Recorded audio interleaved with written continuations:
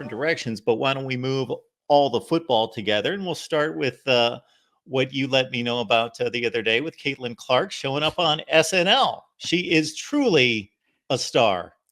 And keep in mind, you are choosing to bring this up to me. I did not I am. propose this as a topic for the You discussion. are right. So, You are wearing me down. That's what that is. I saw you interacting with some people on social media earlier today. And About Caitlyn Clark? Yes, about the WNBA salaries and all that stuff. About all that. I saw those interactions. So That's a whole other topic. It is. And let me make very clear, Caitlyn Clark is going to be a multi-millionaire next year. Well, probably this year. Like the millions of dollars she's going to rake in.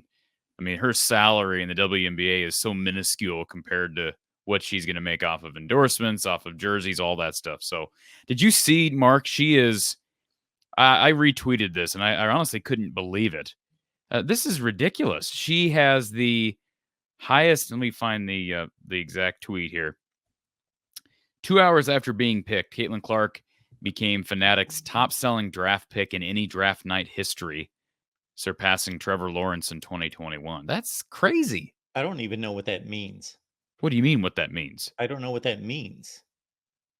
Well, Fanatics is a huge, you know what Fanatics is, right? So we're talking about fantasy sports.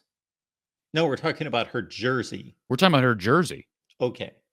She surpassed Trevor Lawrence, who at the time sold the most jerseys after being selected in a draft. Unless I'm wrong, that was what I... No, I was just clarifying that. Okay. Yeah, that's what I understood, the tweet to me. But anyways, yeah, it's going to be interesting to see next month.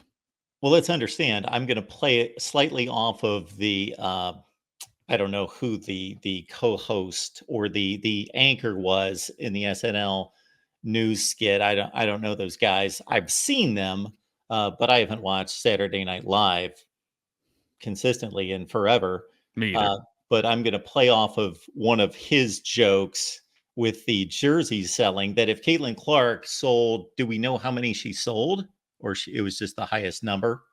Yeah. Like if it was 10 million, she probably sold 10 million of the 10.001 million that were sold by anyone, including everybody in the WNBA draft.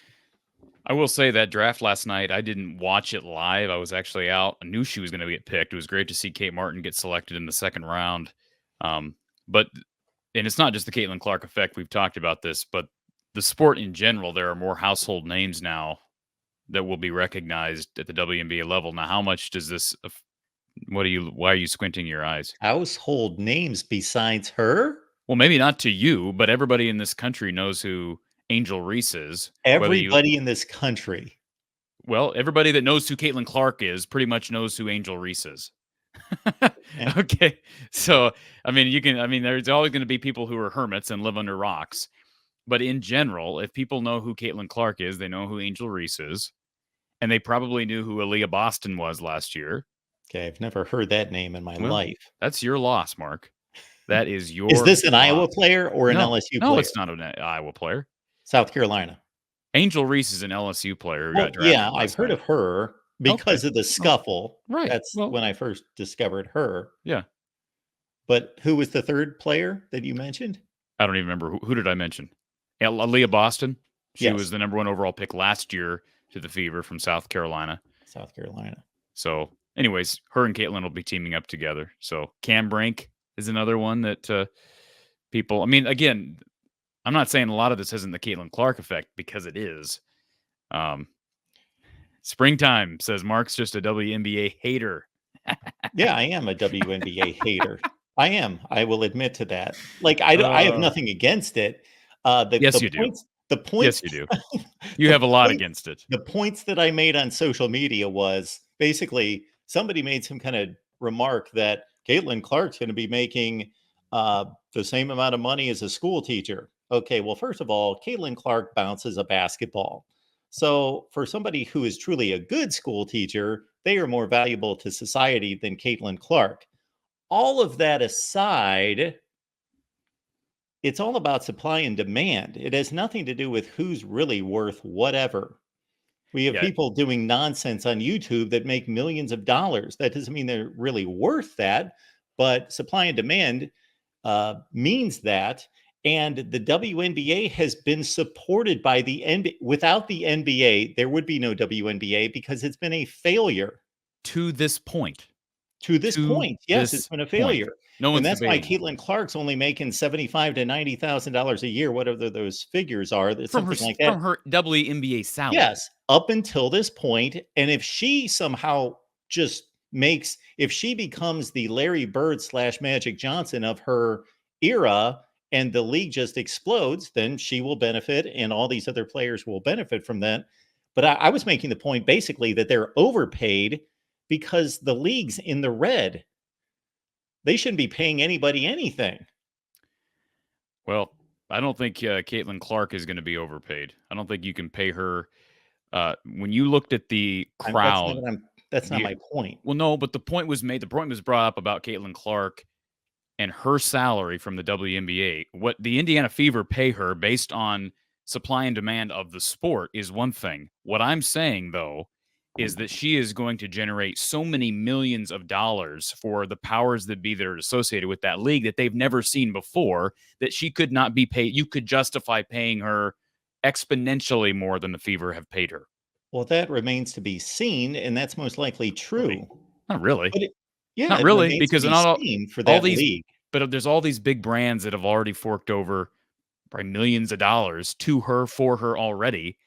That's kind of an indication that that's where the money's at right now. Like, and by the way, Nike's money just as good as the WNBA's money. Buick's money just as good as the Absolutely. WNBA's money. Powerade's money just as good. State Farm's money just as good. I'm not arguing any of that. Again, if those companies deem her worthy of that, and she is based on her popularity in college basketball, and it at this point is transferring to the WNBA. I'm just talking about the league itself has been a failure. Therefore, that's why they pay their players Yes, $75,000 a nobody's. year. Who's debating that though? Somebody on Twitter was debating that with me. Yeah, I'm not debating that. I was just I will pointing out the say league has been a failure. It's been the propped up by the NBA. the only exception I take with the comment that a teacher is more impactful than someone dribbling a basketball is that's a little bit of a fair comparison to any individual that does anything non-education related. There may be things that you may pick up garbage for a living. Yeah, are you less impactful than a teacher? I mean, you're part of the circle of life. Caitlin Clark has impacted, it continues to impact a lot of people. Now, what does that impact look like? How is that materialized? I can't put that into terms, into words. But when you look at the impact she's had in 2 hours after the draft, her becoming the top selling jersey in rookie history of any sport, that's an indication that people care about her. She's become an icon, not only in the sport, but in sports in general. So impactful is such a arbitrary, generic word. We throw it around out there, but I mean, I guarantee you that Caitlin Clark has been more impactful to me than probably at least five teachers. I could count five teachers on my left hand, Mark, that I don't remember jack squat from growing up. That probably made just as much as Caitlin Clark's making for the WNBA. Doesn't mean they did a bad job. I'm just saying one teacher versus the impact she's making. I mean, that's an unfair comparison, is what I'm saying. Are you talking about the impact to your business? No, I'm just talking about impact on life. We're not talking about business. We're talking about impact on life. If How a has she teacher, impacted your life? how has she impacted my life? Yeah, Well, it's a big part of my business. Happens to be for me. It's from a that's my business point. standpoint. But for you don't think for other kids that are spending eons of time watching Caitlin Clark film and trying to emulate that on the basketball court or buying jerseys or hanging posters or whatever. I mean, I'm just saying that's an impact, whether you believe in that type of impact, whether you think that has a long-term effect for the good and the positive of the community and society, that's up to you to decide. But that is still impact. Yeah, it's an impact. Absolutely.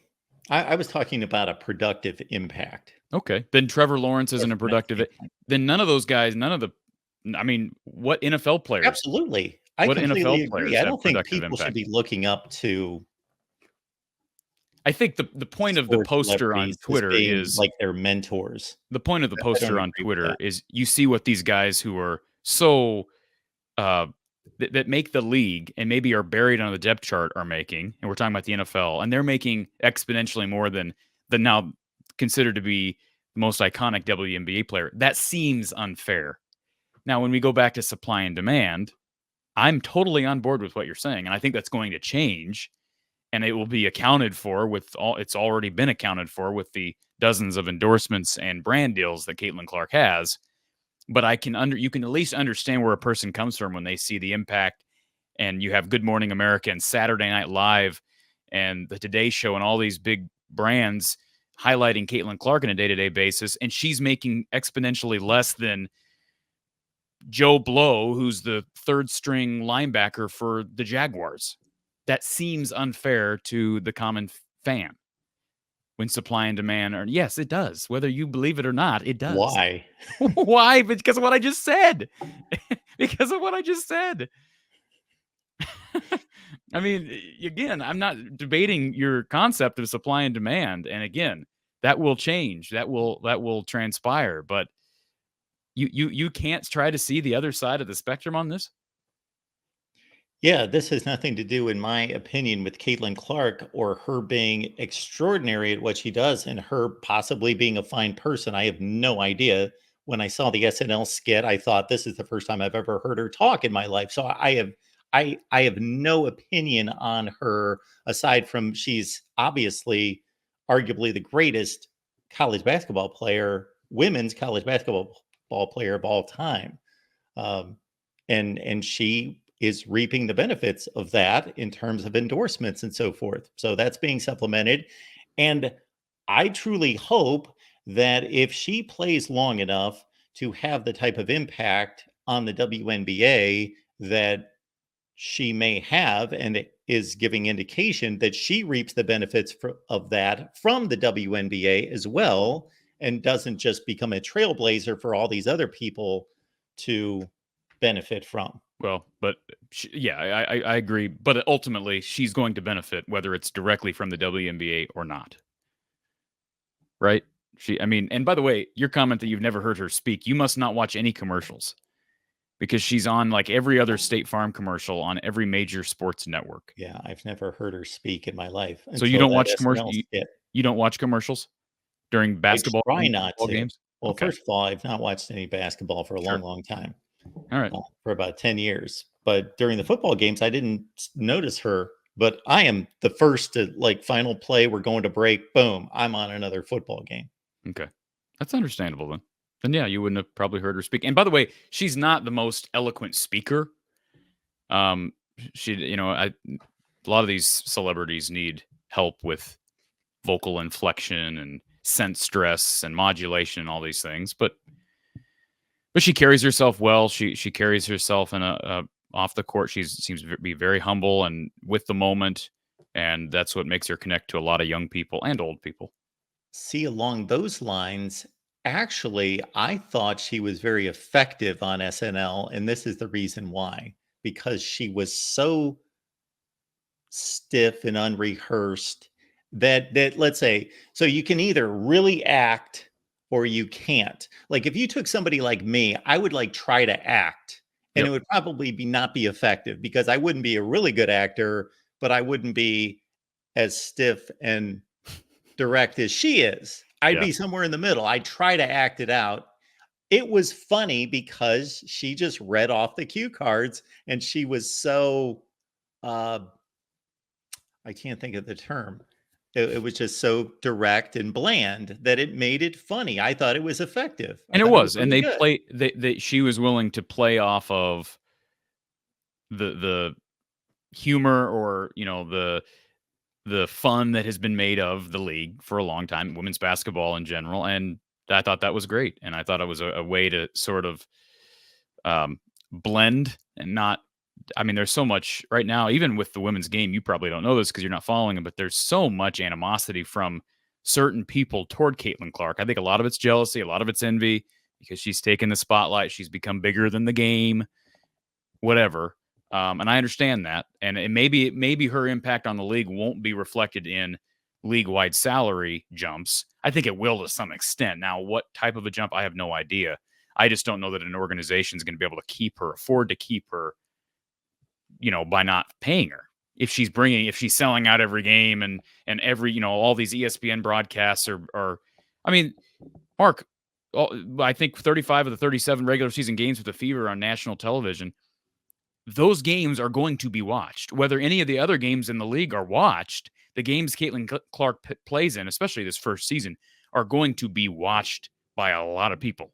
The numbers would indicate that. The numbers that we just witnessed from her time at Iowa, a lot of people who've never tuned in for a single WNBA game are going to be watching. So I just don't know if you're the Fever, how you could afford to not pay her more down the line. I was actually surprised when I saw those numbers, but I don't know how the numbers are crunched out, and it doesn't really matter. Yeah, they must have some kind of formula like they Yeah. do in the NFL.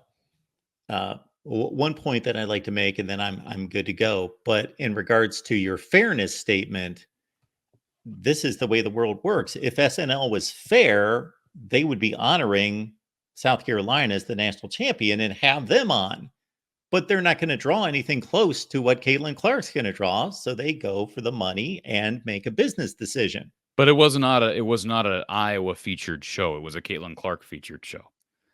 So it wasn't like they honored Iowa. They honored Caitlin Clark, who's the best player and just won the Wooden Award. Well, the only reason I think of that is because on Twitter, there were people saying, why wasn't South Carolina there? Because they won the championship. I've never seen anybody who didn't win a championship that's been that celebrated. Yeah. Well, it's because people would watch. Yeah. Nobody would have watched that. No. Nobody would have watched. They watched. don't know who they are. Correct. In large part. Yeah.